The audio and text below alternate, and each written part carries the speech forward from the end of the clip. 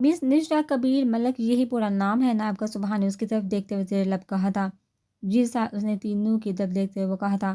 کیا کرتی ہے آپ کی فیملی؟ سبحان پوری طرح انٹرسٹ لے رہا تھا اب۔ وہ سر میری فیملی زمیندار ہے، ہم وڈیرے ہیں، ملک وڈیرا فیملی۔ اس نے صاف جھوٹ بولا تھا۔ اسے نہیں پتا تھا کہ کوئی اس کے خاندان کو سیاسی طور پر جانے اور پھر اس کی دھن اور دولت کو لے کر اس کے پیچھے دم ہلاتا پھرے۔ بچپن سے اس کے ساتھ یہی کچھ ہو رہا تھا۔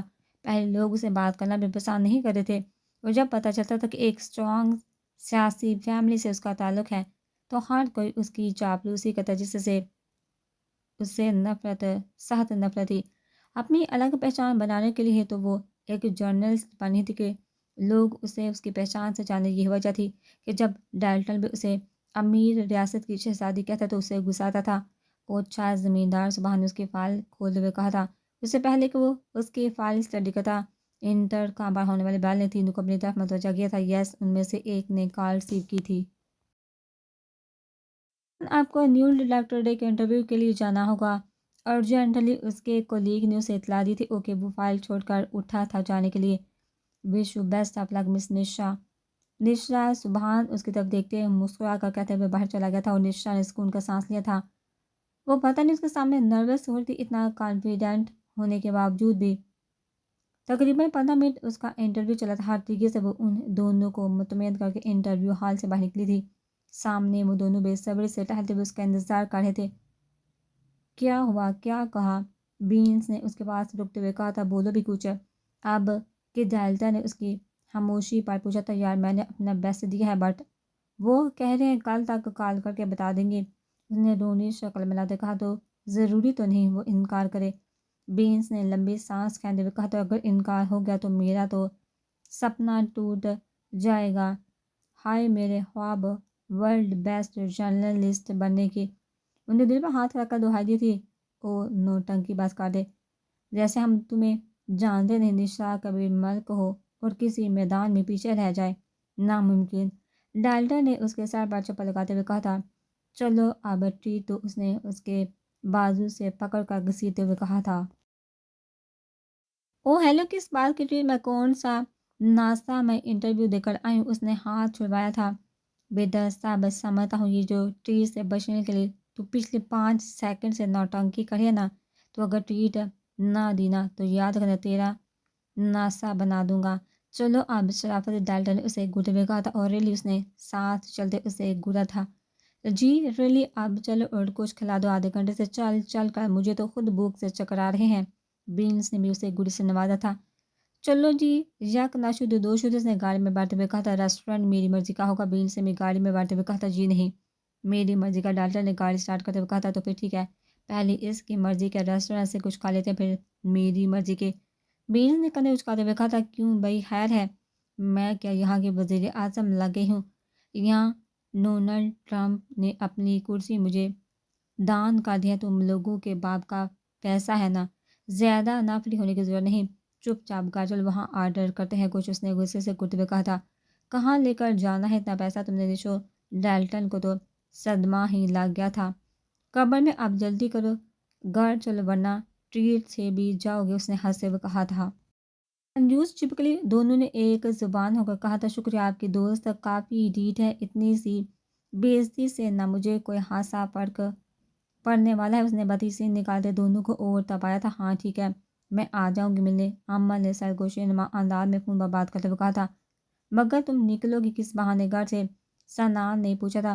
وہ تم مجھ پر چھوڑ دو، اذہان بھائی کی شادی کی تیاریاں چل رہی گھر پر، تو میں شاپنگ کے بہانے آ جاؤں گی، پھر مل کر پلان کر لیں گے، اس نے پھر سے سرگوشی نما انداز میں کہا تھا۔ تو ٹھیک ہے ڈن، پھر کل ملتے ہیں۔ شادی کب ہے ویسے؟ سنان نے پوچھا۔ پرسوں ہے بارات، کل مہندی ہے، تو اتنے رش میں کسی کو کچھ یاد نہیں ہونا، اس نے خوش ہوتے ہوئے کہا تھا۔ بالکل ٹھیک ہے، پھر ہم کل ایسا کریں گے، پلان بنائیں گے اور پرسوں ہم اس پر عمل کریں گے۔ سنان نے اپنا فیصلہ سنایا۔ پرفیکٹ، پھر ملتے ہیں کل۔ وہ تو اس سے ملنے کے چکر میں ہی ایکسائٹیڈ ہو رہی تھی۔ عمل ایک بات پوچھوں؟ سنان نے مدھم لہجے میں کہا تھا۔ تمہارے اور ارحان کے درمیان کچھ ایسا ویسا؟ اس نے درمیان میں بات چھوڑ دی تھی۔ تم نے ایسا سوچ بھی کیسے لی کہ تمہاری امانت میں یا محبت میں کسی کو خیانت کرنے دوں گی میں؟ میری محبت تمہاری امانت ہے سنان اور یہ ہمیشہ تمہاری رہے گی۔ اس نے اسے یقین دلاتے ہوئے کہا تھا، امل لو یو، تم سوچ میں نہیں سکتی تم نے میرے دل سے کتنا بڑا بوجھ ہلکا کر دیا، سنان نے مکاری سے کہا تھا۔ اوکے پھر کل ملتے ہیں، جگہ اور ٹائم میں تمہیں میسج کر دوں گی، بائے۔ اس نے کال کاٹی تھی اور پیچھے مڑ کر دیکھا تھا جہاں حیات ملک کھڑے تھے۔ آپ کا اس کا ان کی شکل دیکھ کر سانس رکا تھا۔ میں تو ابھی آیا، لان کی طرف ایک ضروری کال کرنی تھی تمہیں، تمہاری بڑی ماما بلا رہی ہیں، انہوں نے خود کو موبائل پر بزی کرتے کہا تھا اور نمبر ملا کر فون کان کے ساتھ لگایا تھا۔ نہیں، انہوں نے کچھ نہیں سنا ہوگا، ان کو اپنے غرور سے فرصت ملے تو نا۔ اماں نے دل میں سوچتے ہوئے بڑی ماما کے کمرے کی راہ لی تھی۔ انہوں نے کان سے موبائل ہٹا کر اندر جاتی امل کو غور سے دیکھا تھا اور پھر ایک فلک شگاف کہہ کر ہوا کے سپرد کیا تھا، مزہ آنے والا ہے، بہت زیادہ مزہ آنے والا ہے کل، آئی ایم سرپرائزڈ، میرے بھتیجے کو ٹریپ تو کر لیا تم نے، آپ اپنی عزت کی حیل مناؤ۔ وہ پھر سے ہنسے تھے۔ زیادہ ہم یہاں کیوں آئے ہیں؟ علیحہ نے اس کے بازو پر ایسا رکھتے ہوئے اس کے ساتھ لیٹے ہوئے کہا تھا۔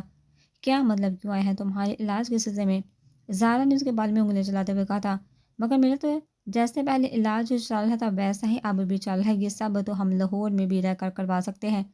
انہوں نے چھت کو گھونتے ہوئے کہا تھا، نہیں واٹر میلن وہاں کی میڈیسنس علاج یہاں کے علاج میں فرق ہے، یہ بھی اب چھت کو وہ بھی اب چھت کو گھوری تھی۔ کبھی کبھی ایسے حالات کیوں ہو جاتا ہے کہ ہمیں اپنوں سے بھی باتیں چھپانی پڑتی ہیں۔ وہ بالکل الگ ٹریک پر لے آئی تھی بات کو۔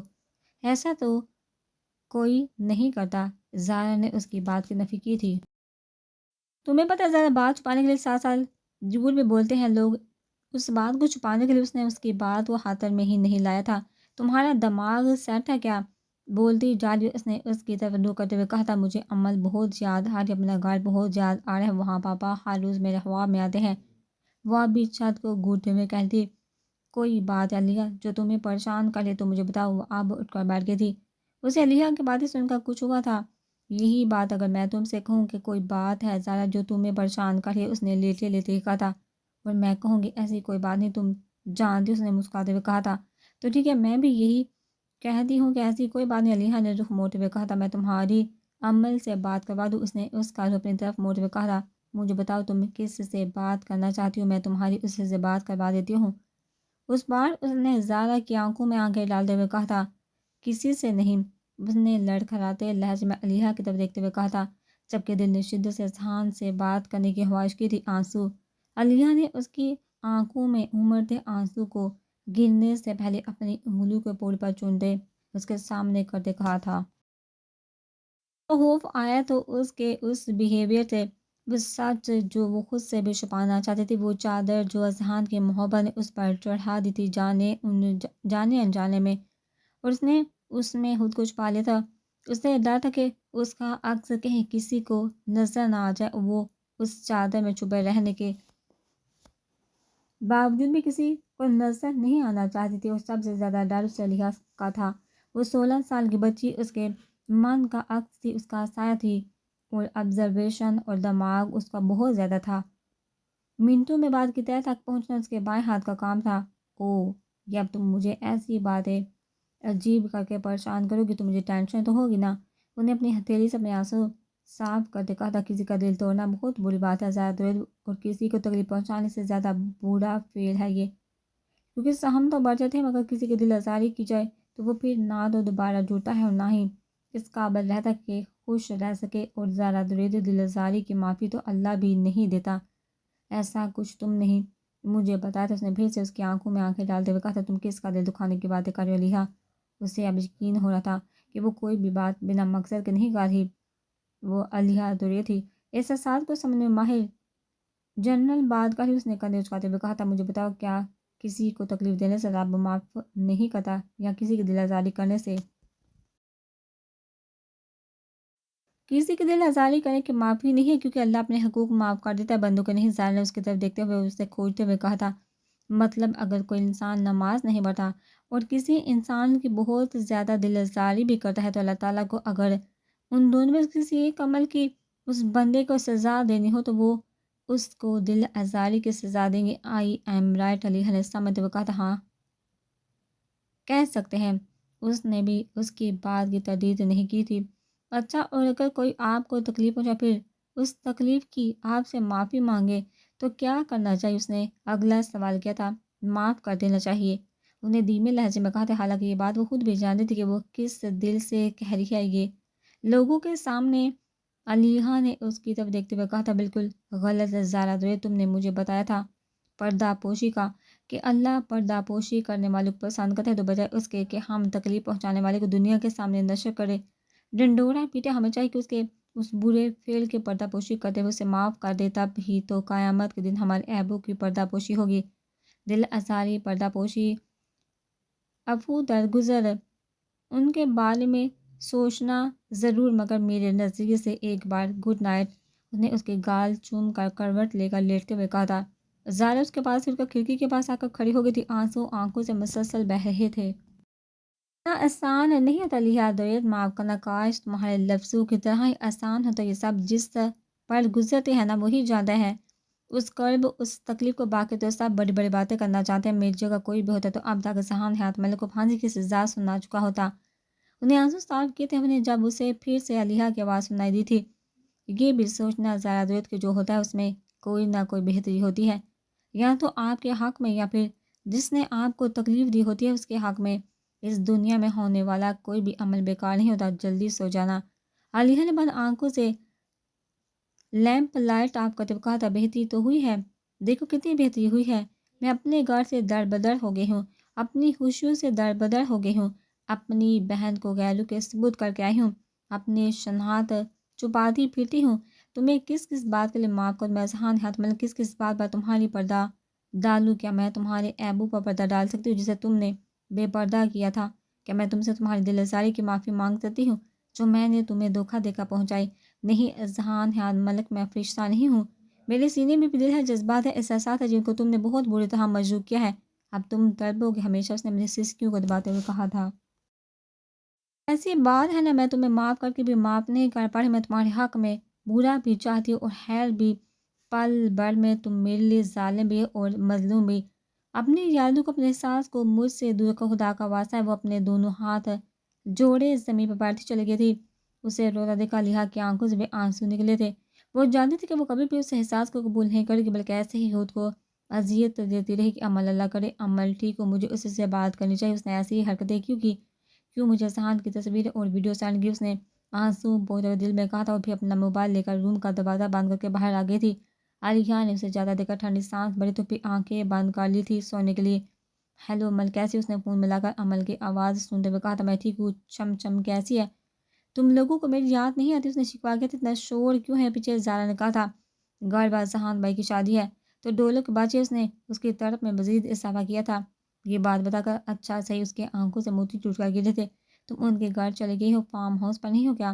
زارا نے نم آنکھوں سے نم آواز میں پوچھا تھا۔ ہاں، ارحان لے کر آیا تھا گھر، یہاں سب بہت اچھے ہیں، بڑی ماما، کبیر انکل، ارحان کے پاپا، بس حیات ملک تھوڑے نہیں بہت زیادہ خلوص ہیں۔ میں نے زارا کو بتایا تھا، انہوں نے تمہیں ایکسیپٹ کر لیا؟ انہوں نے تمہیں ایکسیپٹ کر لی؟ اس نے پوچھا تھا۔ ہاں، سب نے کر لیا تھا مگر ذہان بھائی کے پاپا، انہوں نے بہت سنائی تھی، مگر جس طرح پھر اذہان بھائی نے مجھے پروٹیکٹ کیا اور سب کے سامنے بہن کا سچی میرا سگا بھائی بھی ہوتا تو شاید میرے لیے اتنا نہ کر پاتا۔ اس نے خوش ہوتے ہوئے کہا تھا، تو تم نے اسے بھائی مان لیا؟ اس نے تجسس سے پوچھا تھا۔ میرے پاس دو راستے تھے زارا، پلہ اور غفور و درگزر، اور میں نے اپنے نبی پاک صلی اللہ علیہ وسلم کے راستے کو اپنایا، میں نے انہیں معاف کر دیا۔ اس نے نرم لہجے میں کہا، تم نے مجھے وہ ویڈیوز اور پکس کیوں بھیجی؟ اس نے ٹوٹے لہجے میں کہا تھا، یہ بتانے کے لیے کہ بابا کی تربیت کو خسارے میں مت ڈالو۔ اگر کوئی آپ کے لیے مار رہا ہو تو اسے مار نہیں دیتے بلکہ اسے جینے کی نوید سناتے ہیں۔ تمہارے چاند دل کی جدائی نے اس شیر کو پھچار دیا ہے، اس کی طرف کا عالم دیکھو تو تم جانو کہ انسان محبت کے معاملے میں کتنا بے بس ہے۔ اس نے زارا کو حقیقت بتائی تھی، 2 دن کا خمار ہے، اتر جائے گا۔ زارا نے سرد لہجے میں کہا تھا۔ مجھے بھی یہ لگتا، مگر جب انسان ہوش و حواس سے بیگانہ ہو اور دیوانگی کے عالم میں پہنچا تب بھی وہ اس دنیا میں رہنے والے کسی ذی روح کے نام کی مالا جپے تو اسے دیوانگی نہیں، محبت کی تلاوت کہتے ہیں۔ تلاوت جانتی ہو کیا ہوتی ہے؟ ایسی کتاب کی ترتیل جو مقدس ہو ہر لحاظ سے۔ مجھے لگتا ہے کہ محبت کی کتاب بھی مقدس ہے جس کی تلاوت ہر کوئی نہیں کر پاتا، یہ تو چند مقدس لوگوں پر ہی اترتی ہے۔ عمل یہ بات کہہ کر اس کی روح کو جھنجھوڑا تھا، جن کی بنیادیں کمزور ہو ان پر ایسی مقدس چیزیں نہیں اترتی۔ اس نے بھی دو بدو جواب دیا تھا، ہدایت کی رہنمائی اسی دنیا کے لیے بنائی گئی ہے۔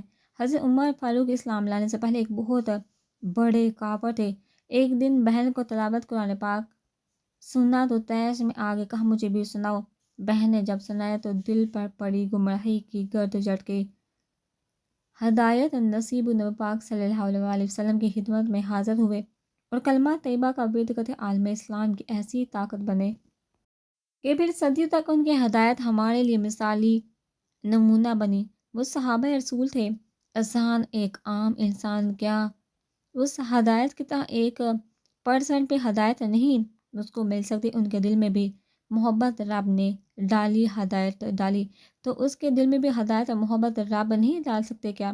ہم برے کو ہمیشہ برا ہی تسلیم کیوں کر لیتے ہیں؟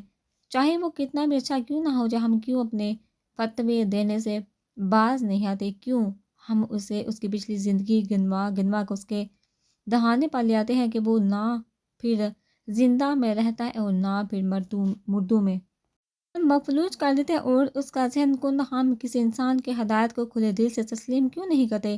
کیوں ہم اس کی بنیادیں گنوانے کی کھوکھری دلیلیں ڈھونڈتے؟ کیوں ہم اس میں دوبارہ برائی آنے کی امید پر بیٹھے رہتے ہیں؟ ایک لفظ پر زور دیتے کہا تھا عمل تم میری بات سنو ذرا، اس کے حق میں تھوڑی نرمی احتیاط کر لو کیونکہ یہ رب کا فرمان ہے۔ اس نے اس کی بات کاٹتے ہوئے کہا تھا، فون بند کر دیا تھا۔ صحیح ہی تو کہہ رہی تھی وہ، اس میں غلط کیا تھا؟ نرمی ہی تو نہیں کر رہی تھی وہ، نہ اپنے حق میں نہ اس کے حق میں۔ کیا پتہ رب کو اس کی کون سی ادا پسند آئی ہوگی، اس نے اسے ہدایت دی، رہنمائی سے نوازا، اس کے حق میں نرم پڑا۔ سورہ کہف کی 19ویں آیت کا ایک لفظ ہے، یہ تھوڑا بڑا کر کے لکھا ہوتا ہے کیونکہ یہاں